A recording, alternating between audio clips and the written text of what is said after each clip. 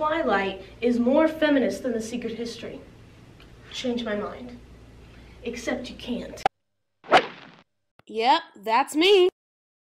Hello, beautiful bookish people. My name is Hannah, and today we are going to be setting the record straight and discussing why I think Twilight is better than The Secret History. This is obviously subjective and my own opinion, but I'm not gonna lie. I think I have some pretty good points. If you don't know, and honestly I don't know why you would, I read these two books at the same time, and it really got me wondering why one is treasured and one is considered trash. Today I hope to bring up some points that talk about the stigma of Twilight while also discussing The Secret History and maybe why it should have some stigmas. It's really an open conversation, really. It's just me telling you in my personal experience, I think Twilight is better. Y'all are about to see my debate side, and I don't know if you're ready. So, I read Twilight this year, and y'all convinced me that I was about to read the worst piece of literature developed in humanity, and guess what? It wasn't. Y'all complain about Twilight so often that it's not even funny. And as I was doing my research, and what that means is I was reading a lot of thought pieces and forums, I came across the term feminist enough a lot. I have trouble with the term feminist enough. I think it's kind of demeaning, and that term seemed to come up so often when I was researching Twilight. Mocking Twilight for setting back feminism 2 decades, and I honestly thought, like, did we read the same book? Because Twilight passes the Bechdel test. It has an entire cast of cool female characters. Bella stands up for herself. She's incredibly independent. She's stubborn, she's brave, and Bella gets so much clapback for wanting to date a vampire. And trust me, I get it. I do understand the criticism in the aspects of why Twilight is problematic. For example, wanting to die to be with someone. Not the greatest message to send to young readers. Edward saving Bella from gang rape, while it is very tropey and fanficky, there's nothing wrong with girls dreaming about someone saving them. And the thing about Twilight is, I don't think Stephenie Meyer wrote this book and said, this is the book that is going to change your life. Twilight knows exactly what it is, what it's doing the entire time, and it's basically just self-insert fiction. And if somebody wants to read that trope, there's nothing wrong with it.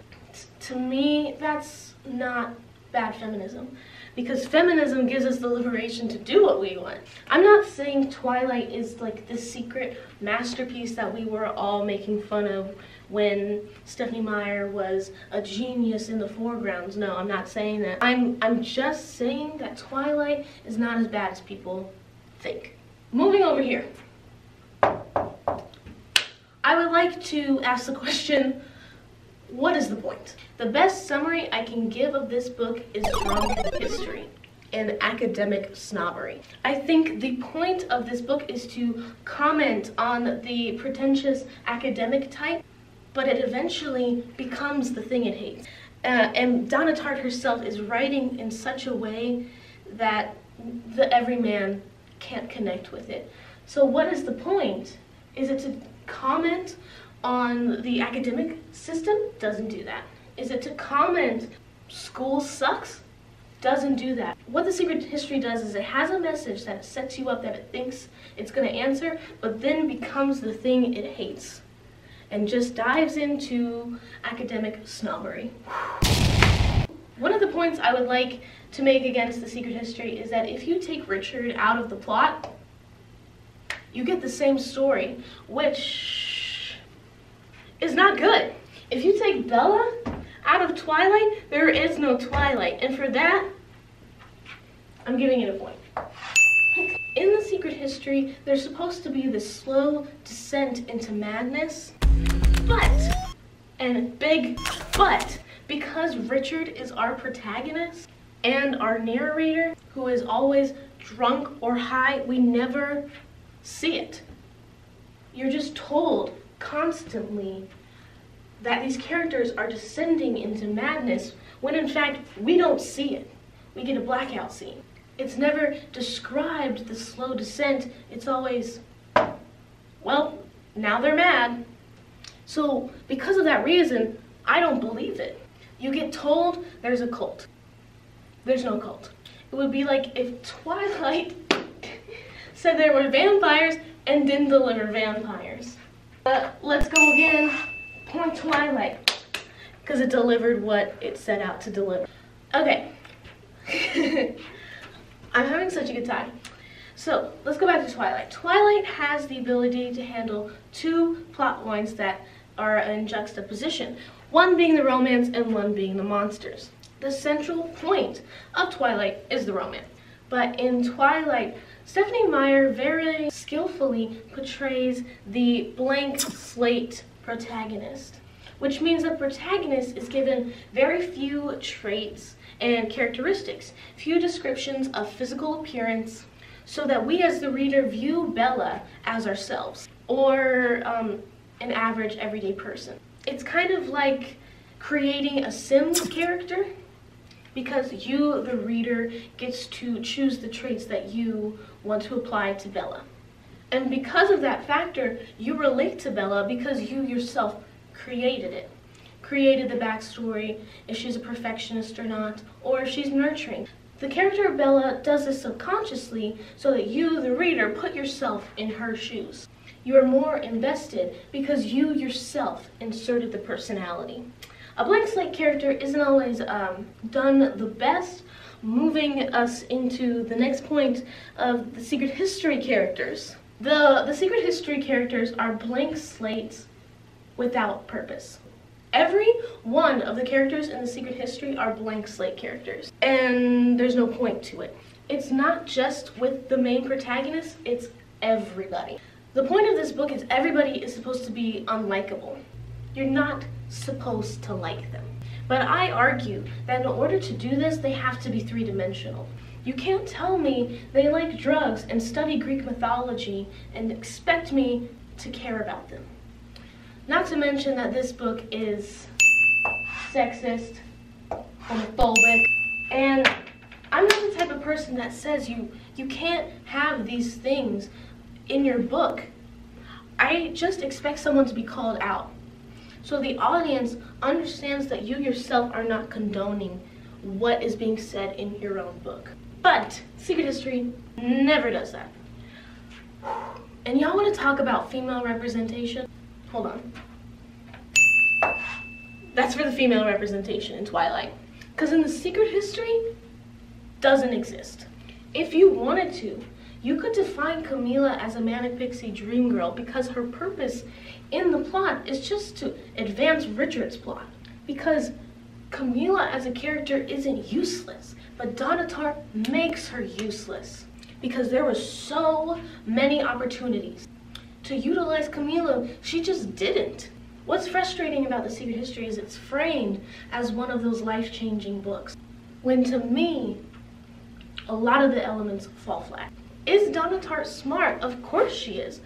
Her language and the way she uses words is magnificent, but I would say she values aesthetics over everything else. Sure, it's very easy to get sucked into the world of rich, pretentious Greek students, but I'm bored. Because every opportunity to extract action from your plot, our narrator isn't even there. We don't get it described to us. And to me, that's why Twilight is better. It uses the simple writing tips of tell, not show, the Bechdel test, and all these different elements to tell a story. When at the end of the day, this book is a Pulitzer Prize winner. It tells a story of kids who murder and then get away with it because of privilege. And there's not a discussion about it. It's so interesting, that topic, because it happens, but there's no nuance to it. Twilight is at least self-aware of its own idiosyncrasies.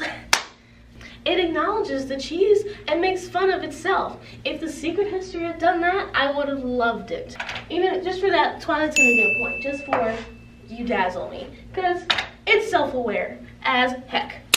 Okay, I think a lot of the mocking or a lot of the parody stems from the Twilight movie.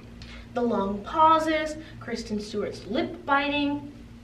Yeah, I get you. But I do think the one thing that people forget about the Twilight movie is that it was independent. I'm not saying that as to justify anything. I am saying, though, because it was independent, there was no $1 million production that went into it.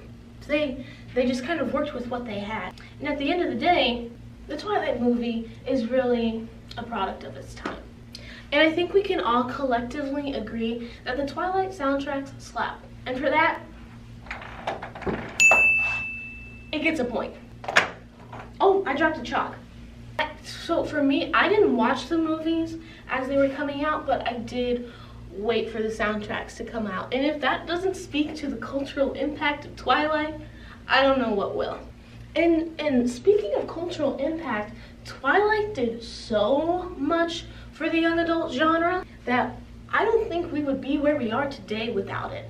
Yes, YA existed before Twilight, but the amount of success we see it at today is not to the level it would have been without it. So these are kind of been my points. You know what? I'll give Donna Tartt, I'll give her a point for writing, because she can write. I will give her that.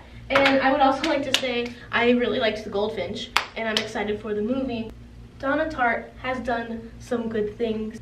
I think what it comes down to is, I think disappointment bred into harsher emotions. Whereas Twilight, I wasn't expecting anything and was pleasantly surprised. Because I honestly felt cheated by this book, because there were so many opportunities that it could have been brilliant. And yes, the way that Donna Tartt explores philosophy using the Dionysic idea of living life and partying is great. Donna Tartt knows what she's talking about, but in the way that she gets there, falls flat to me. In conclusion, I gave both of these books 3 stars, but one of them, I bet you can't guess which one, disappointed me way more than the other. So is Twilight better? To me, yes. Both have their problems, both are not perfect, but one just disappointed me more. I feel like I just gave a lecture to a class, and I feel really validated because that's what I want to do. This was just kind of for me to get my thoughts out of my own head, thinking why did I enjoy Twilight more than The Secret History? And thank you for coming along this journey with me. I hope I didn't offend you too much. I did try to be respectful of both. But as of right now, thank you for watching. I hope you enjoyed it, and I'll see you next time. Keep reading and all that jazz.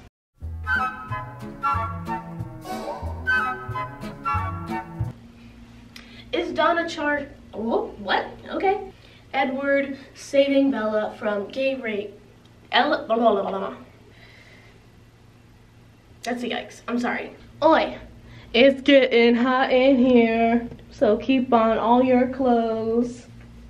Do y'all, you know, I really hate touching chalk, so subtlety is dead. What are you talking about? Oh snap! Oh snap! Where'd she go? Welcome class to creating new ideas. Oh my gosh, I'm so dumb.